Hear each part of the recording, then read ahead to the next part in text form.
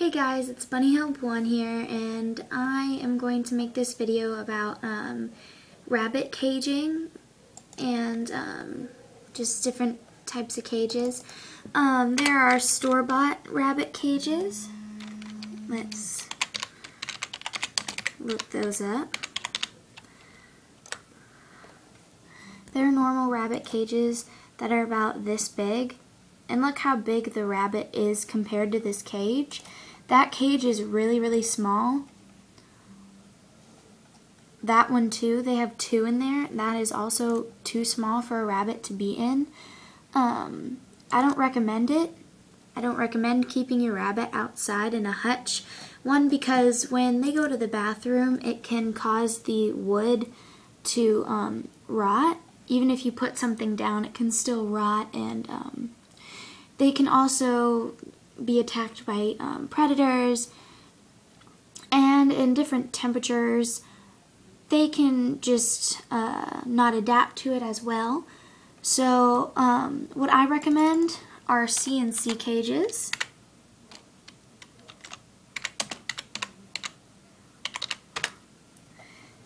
Like this one, look how big this one is. That one's pretty big. They have really big CNC cages, like this one. You can make 2 stories, and you can make them however big you want them to be. You can make them for guinea pigs, you can make them for rabbits. They're your best bet for any type of cage for rabbits or guinea pigs, because all of the other ones are way too small. For different types of rabbits, you can have different sized cages, like a Netherland dwarf rabbit or any dwarf rabbit that gets at least to 6 or 7 inches. You should at least have maybe a 6x4, but if it's a Netherland dwarf rabbit, you can have it maybe a 4x3 or a 5x4. There's a Netherland dwarf rabbit. And they have different ones, like they have different colors and everything, but Netherland dwarf rabbits are pretty small, but they are very active.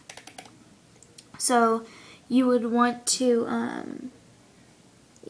let them roam out and run, and their cages would need to be pretty big, so that way they can stretch out their little legs and they can just be comfortable. Like this cage right here that they have is way too small for this rabbit. I know the rabbit looks pretty small, but that cage is like 2-3 times bigger than the rabbit, which isn't good. Yeah, the caging should be at the least for a Netherland dwarf rabbit or any like type of dwarf rabbit, the least it should be is a 4x2 or a 4x3.